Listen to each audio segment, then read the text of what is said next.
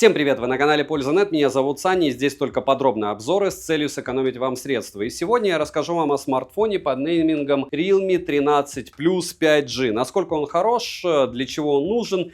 Все эти 700 тысяч баллов в Antutu, 396 ppi, почти 400 ppi. Вроде бы все хорошо, еще и мини-джек здесь добавили. И вроде бы и камера неплохая. Но, как говорится, все познается в сравнении, особенно когда вы смотрите ценник. Его часто продают на лихе, на распродажах. В конце покажу ценники в основном, как его и насколько выгодно по мне стоило бы приобретать. Но сравнивать я его буду по съемке с Poco X6 Pro. Объяснять и рассказывать вам, что по железу это просто небо и земля, я не буду сейчас. Единственное, отмечу, что вот это стоит дешевле, в отличие от вот этого. Здесь больше баллов в Antutu почти в 2 раза. Помимо этого еще есть ультраширик, помимо этого фронталка с лучшим разрешением. Но об этом всем вы услышите в ролике. А вот это новинка. Наверное, это основной плюс у Realme сейчас. Поэтому смотрим, делаем выводы. Разумеется, в обзоре будут сравнения видео, фотосъемки. Разумеется, вы увидите шим здесь. И еще много всего полезного, что поможет вам впоследствии сделать правильный выбор. Потому что, когда мы смотрим на железку, мы смотрим комплексно. Основа — это всегда сердце, процессор, и то, с чем мы контактируем, это экран. То есть помним, шим, яркость и все остальное.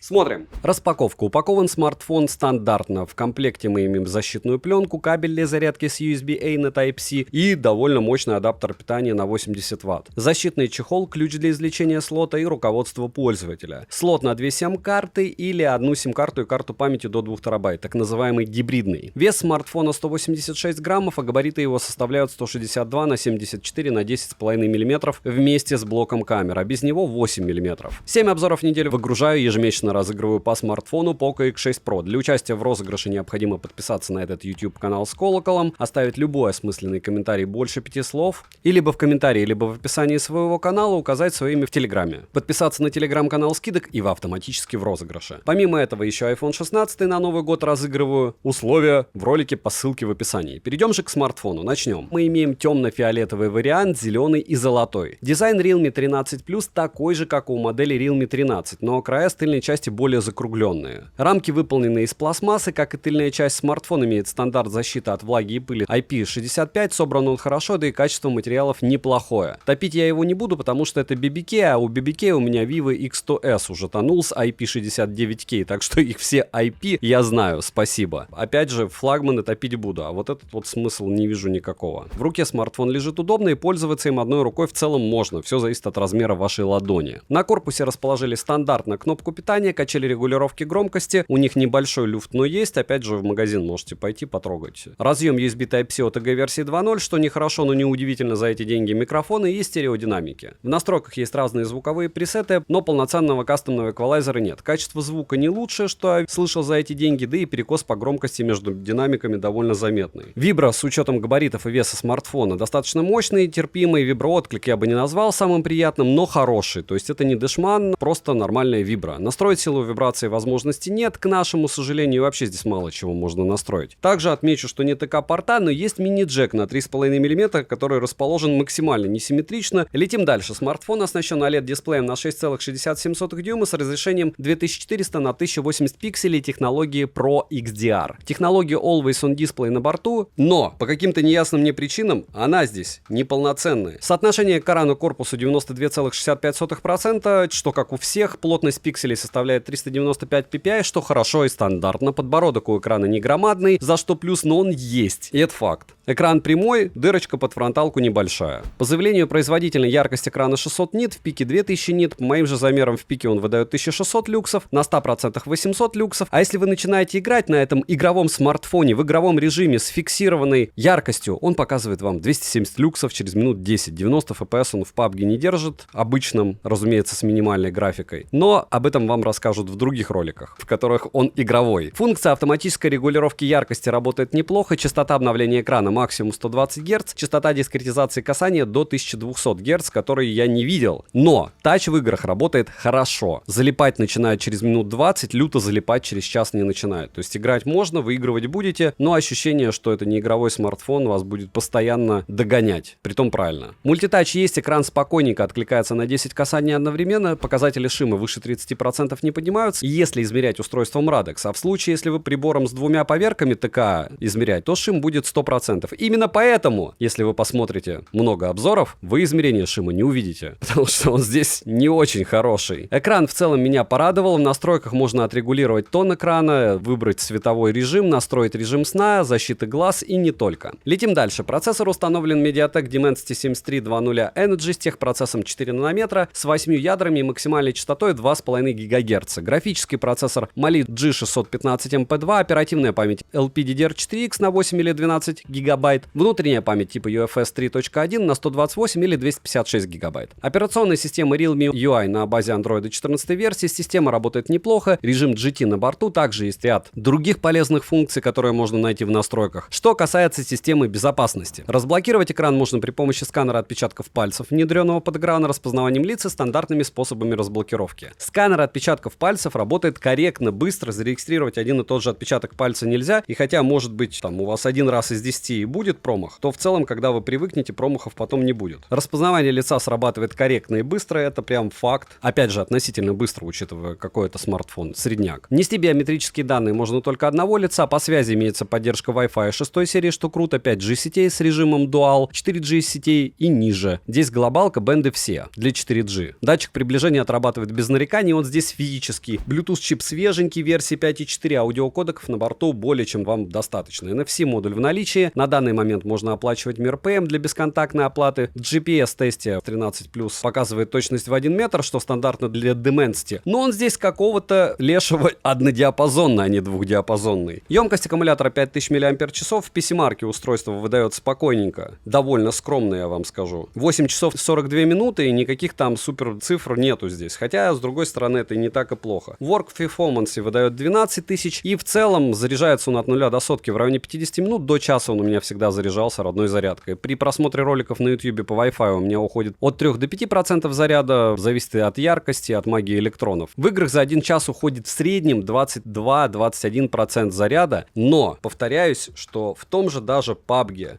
даже на минималках, даже 90 FPS он не держит, яркость сбрасывает до адекватных 270 люксов, если играть ночью. Потому что я в основном ночью телефоны тестирую, и мне, в принципе, 270 люксов уже нормальные. Когда я рассказываю про флагманы, что 270 люксов, какого лешего, окей, это плохо. А в этих смартфонах, ну что, ну не игровой, не IQ это. Вот так оно бывает. Перейдем к тестам. В тесте на стабильность смартфон выдает, какие результаты вы видите. По мне, не супер. В Geekbench то же самое. И в Antutu хочу отметить, что выдает он довольно приличное количество баллов, 730 тысяч. Что он выбивает в 3D-марке и всем остальном вы видите на экране. Очень меня порадовали баллы в Storage тесте, 129 тысяч, это прям очень круто. И переходим к камерам. В тыльной части мы имеем основной сенсор Sony Lead 600 на 50 мегапикселей с углом обзора в 79 градусов, фокусным расстоянием в 26 мм, оптическая стабилизация, апертура 1.8 и разрешением для видеосъемки 4К 30 FPS. 1080p 60 FPS также доступны. Также LED с вспышкой и вспомогательный датчик. Фронталка у нас на 16 мегапикселей с углом обзора в 82,3 градуса и апертурой 2.4. Максимальное разрешение для видеосъемки у нее 1080p 30 FPS. Я сравнивал данную модель со смартфоном Poco X6 Pro. Как по мне, абсолютно не камерафон Poco в большинстве случаев выдал более стабильную и качественную видеосъемку, особенно на фронталку. Примеры фото и видео вы сейчас увидите. Исходники фото скачивайте в моей личной телеге, так же как на Poco X6 Pro, и сами сравнивайте. Я думаю, что вы многому удивитесь.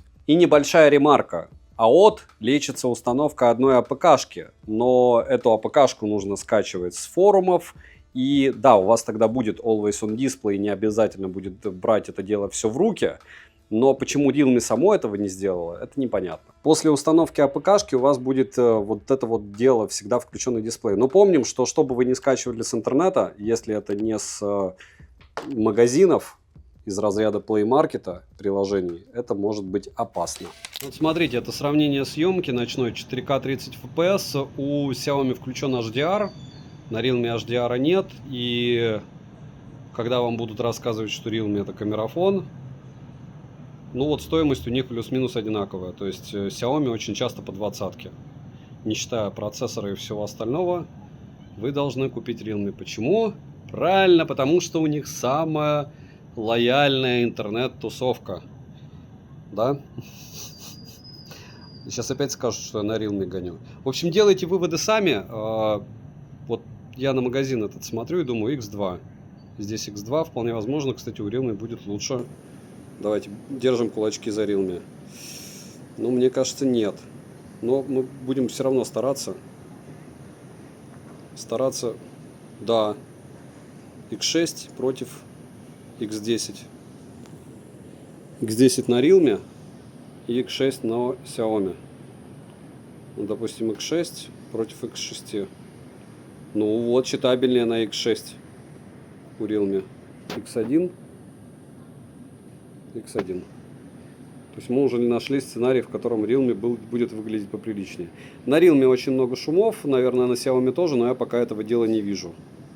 И все. Так, ну и фронталка у Realme 1080p 30 fps, у Xiaomi 1080p 60 fps. Все одинаково, не волшебно, но кому-то что-то будет нравиться больше, кому-то что-то будет нравиться меньше. Так, ладно, чтобы это не выглядело хейтом, у Xiaomi я отключил HDR, чтобы все было приятнее на Realme. Вот.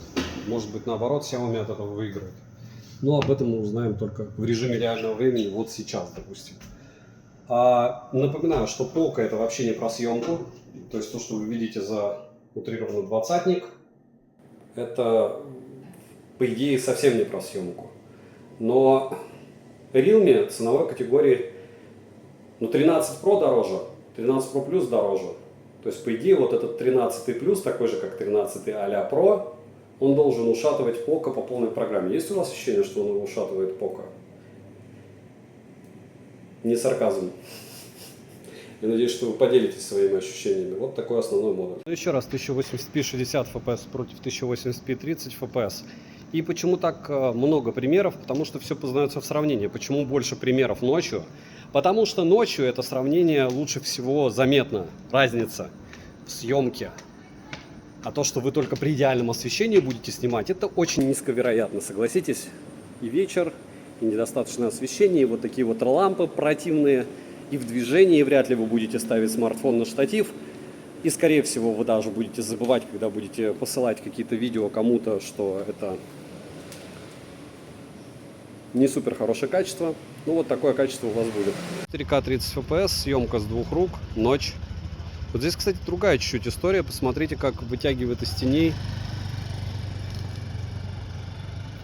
из ночи Realme. Хотя, может быть, я и не прав. Надо смотреть вообще на больших экранах. И то, что я рассказываю, как круто снимает Xiaomi, это все тоже вилами по воде. Почему? Потому что не ясно, как оно снимает, пока я не посмотрю на компьютере. А на данный момент вот пока так. Это так же, как я на Realme 13 ругался. А когда посмотрел исходники, ну, вроде уже не так совсем все мрачно. Если не в сложных местах. Ну, вот так. Супер плавно. У Realme много шумов по цветам. Выкручивает вообще капитально Realme, как и все BBK.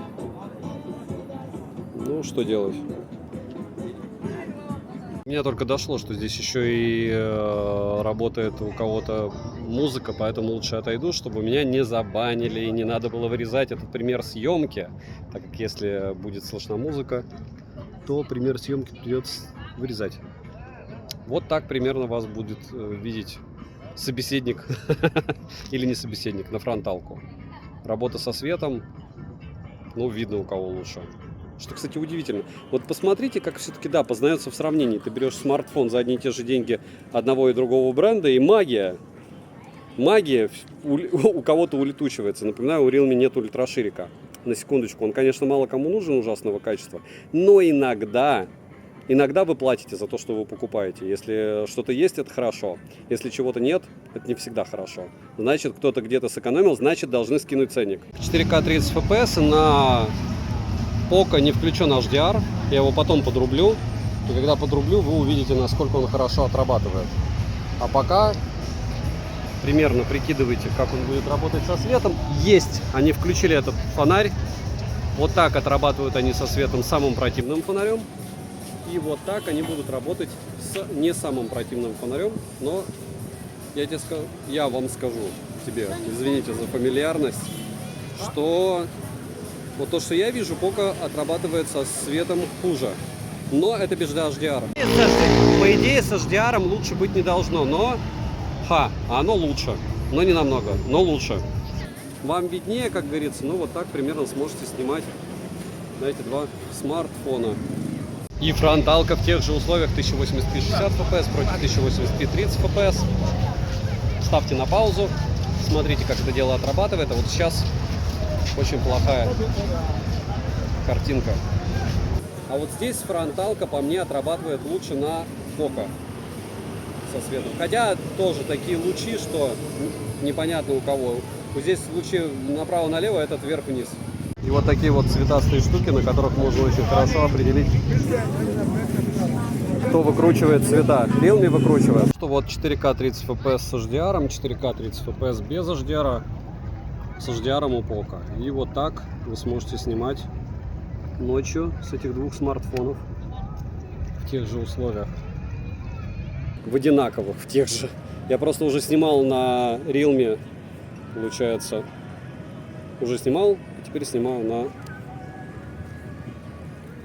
два смартфона одновременно. Давайте попробуем без HDR. Без HDR тоже не фонтан у Poco. Но нужно опять же смотреть будет, как это в итоге будет выглядеть. По мне, Realme молодцы. Вопреки всему. 4К 30 FPS, съемка с двух рук. И да, по мне самое интересное это все-таки сравнивать эти два устройства рядом. Почему? Потому что ценовая категория одна. Вот сейчас за 23 600 продавался Poco X6 Pro при курсе 100 рублей за доллар, на секундочку. 12 512. И ну, в этих условиях обстановки все-таки там кто-то за 17 800 его сегодня умудрился взять. В общем, какой-то сюр по ценам. Покафонов скоро будет много. X10 включаем.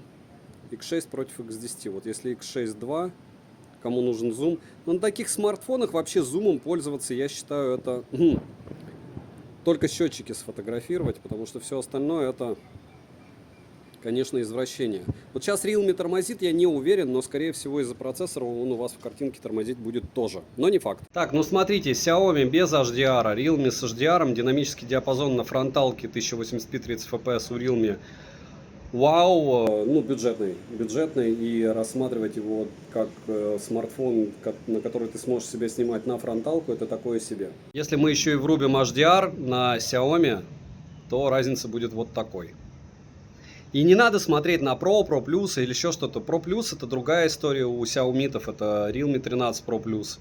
Если говорить про версию Pro, то там тоже свои приколы.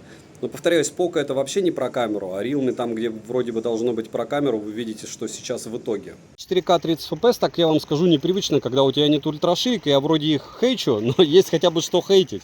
А когда ультраширика нет, ты такой делаешь фото и думаешь сравнить с ультрашириком, а его здесь просто нет. У 13+. Зато есть мини-джек, за что им огромное спасибо. И вот так вы сможете снимать плавненько в режиме уже заходящего солнца 4К 30 FPS с этих смартфонов двух. Я считаю, что вот примеры съемки с одного смарта это не особо актуальны. Почему? Потому что бюджетники, ну то есть это средний бюджет, нет, это все-таки средний бюджет. Средний бюджет $200 плюс-минус. И без сравнений, без вот этих вот прошелся, ты не поймешь, что лучше.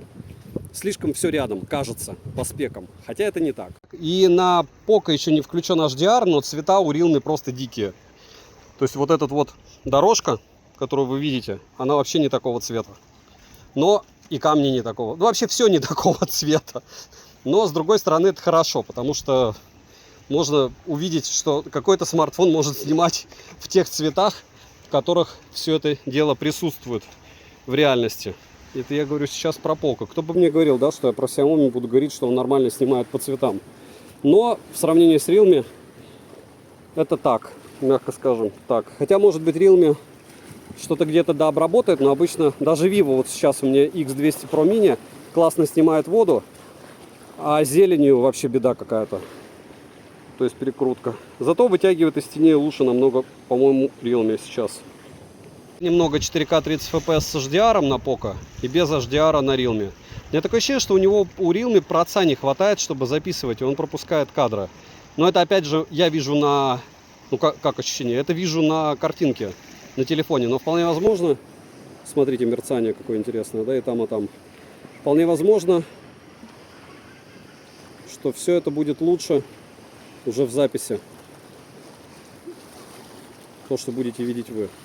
И Poco без HDR, но сами видите, что фронталки лучше не сравнивать. 4К 30 FPS. Ну что, продолжаем этот цикл передач, обзоров, когда этот блогер уже разобьется. Но напоминаю, опять же, все ночью, все относительно безопасно. И, ну, это не пешеходка, вот там пешеходка за отбойником. Так вот, примерно так вы сможете снимать на Realme 13 Plus ночью в 4К 30 FPS. И я хочу отметить, что подобный сценарий использования, можно уже сказать, годами юзаны мной. Это уже мы 3-й год так снимаем. Так что, когда вы приходите ко мне на стрим, который я провожу довольно часто и консультирую, и спрашиваете: Саня, а что лучше в движении? Ну, вы посмотрите вот эти вот примеры. И те, кто сейчас смотрит, тот молодец. Он может посмотреть любой обзор на флагман, который тоже не суперски снимает ночью, на бюджетник, который снимает еще хуже, или на средний бюджет, который фактически один и тот же, Ctrl-C, Ctrl-V по основному модулю. Мы сейчас снимаем, разумеется, на основной. И решите для себя, где можно сэкономить, если вы берете это дело для съемки. Так, вот на праздник такие штуки они запускают, туда кладут деньги и поджигают. И вот это X2, вот X2, X1, чтобы вы поняли, как это выглядит. Не так много людей, но все равно они есть. И все они запускают эти кораблики. Потом в основном это запускается в водоемах у темплов, около храмов, но можно и так. 80p 60 fps повышенной стабилизацией включена. Вот обычно я фотографирую эти штуки на этом фоне на много всяких смартфонах, и на дешевые тоже, так что посмотрите в мою личную телегу, кому нужны фотографии. Вот там исходнички будут, и для себя решите, как он с цветами работает и как у него с предметной фотосъемкой. Вот. А чтобы вы понимали, допустим, вот этот 1080p 60 fps на основном модуле, если себя будете снимать, будет выглядеть так. Вряд ли я буду делать обзор одним кадром на этот смартфон, только если вы много людей напишут. Мне кажется, он не интересен. Если без сравнения делать, 4К 30 fps, съемка с одной руки, как-то трясется она. Но это я виноват, наверное. Сейчас с двух рук уже. С двух рук плавно, как любят все видоделы. Хотя очень странно, что видоделы смотрят на смартфоны за $200, за 180. Но контент-мейкинг возможен и на более дешевых устройствах. Было бы желание и правильный свет, да? Если картинка постановочная, видео постановочное, то все будет волшебно. То есть я могу и на него поснимать легко, и видео, и фото, так что будет касаться круто. Главное не сравнивать его. И 1080p 30 fps, фронталочка. Вот так вы сможете снимать видео с одной руки.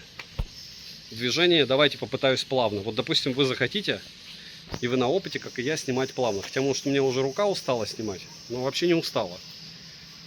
Вообще не устала, но будем предполагать, что устала, потому что стап у фронталки работает, конечно, не очень хорошо. Но, как говорится, все относительно. Может, вам этого будет и достаточно. Динамический диапазон. Это, если что, стена. Как с этим, с чем там снимают? С фоном зеленым, да? Или с синим? Когда не пользуешься, слова забываются очень быстро. Я вообще, в принципе, не пользовался ни разу. Всем кажется, что я вот там, когда снимаю, это я не кручу над бездной смартфон. Хотя это не так, смотрите. Я все время кручу смартфон над вот этими зданиями. Что слишком долго заморачиваться, чтобы задний фон заменять. Слишком долго заморачиваться.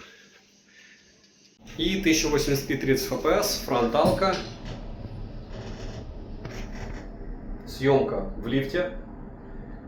И когда я вспоминаю, как снимал 13G, 5G, который позавчера был на обзоре, может, кстати, вчера для вас, скорее всего, позавчера, потому что я, наверное, анкера выгружу в воскресенье.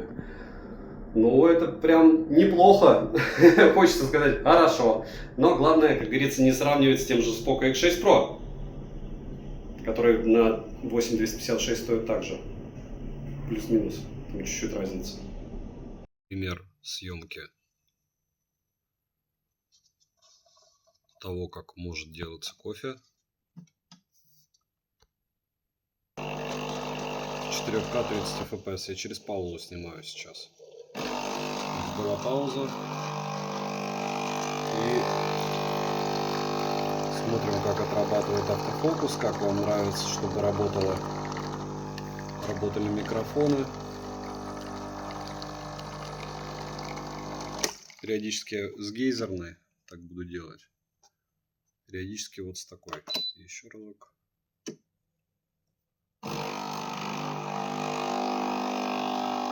Ну, со стабилизацией беда, а так снимает даже без дополнительного освещения, в принципе, неплохо. Хотя, видите, фокус дышит. Я хочу вам показать фотографии. Вот смотрите, это X6 Pro при недостаточном освещении.